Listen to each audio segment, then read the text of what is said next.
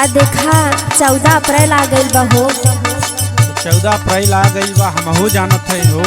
अरे तो हमके जवन कहे रहा याद बा का हो? अच्छा भुलाई गया तो हम ख्याल धरावत है। सुना हाँ बतावा। कि पिया सड़िया लिया तो पंचशील के जाके सही किहल सहना।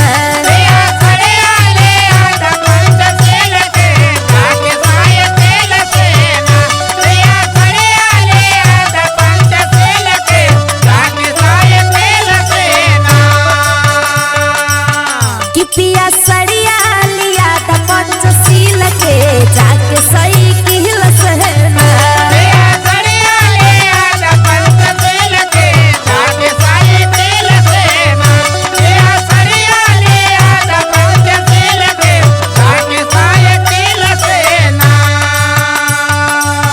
ख्याल आयल कि ना?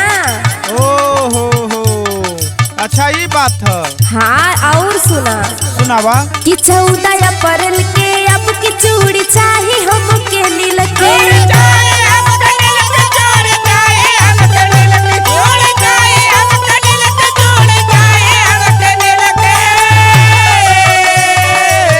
कि 14 अप्रैल के अब की चूड़ी चाहिए हमके नील के।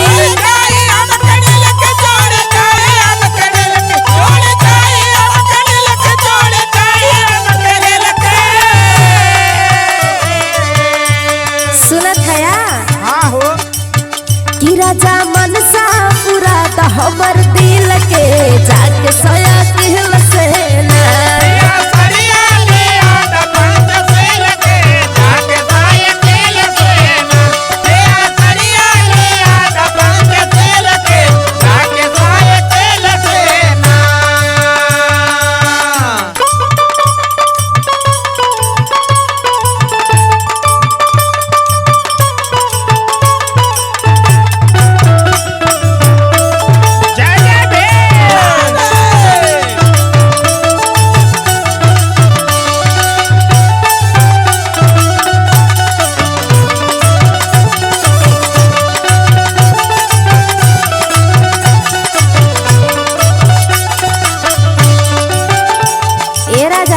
का हो रानी? आ देखा हमारे बाबा साहब जब आई हैं हाँ। कितना सब खुशी मनाई। अच्छा कितना हो? सुना सुनावा। कि भीम आई है नगरिया पियालच की कमरिया।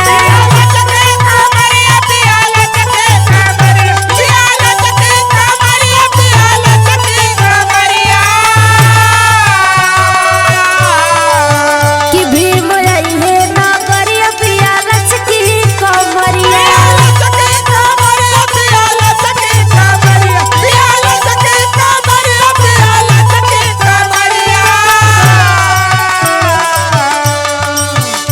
ए राजा जी का हो? वह दिन बहुजन झूमी सब मिल के जाके सया किहल सहना।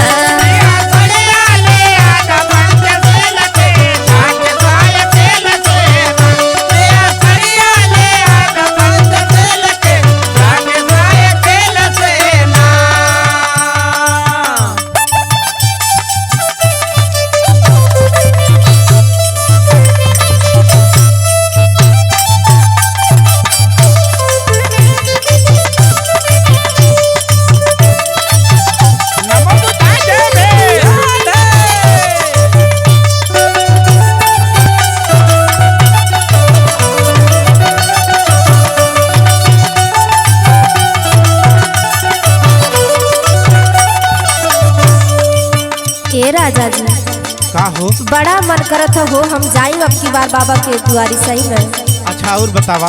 हाँ सुना हो। सुना सैया विशाल मनी जयंती मिसाल।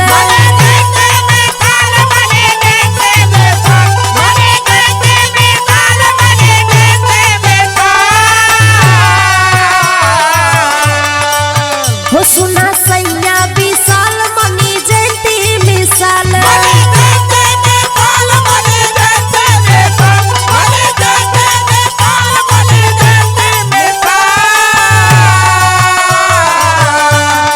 ए पिया जी का हो? हो बुझी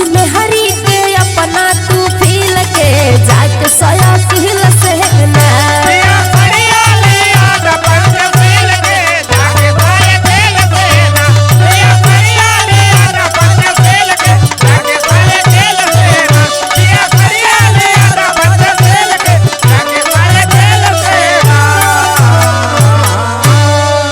अच्छा घबरा मत, हम जाते लेके आवत थे। ठीक बा।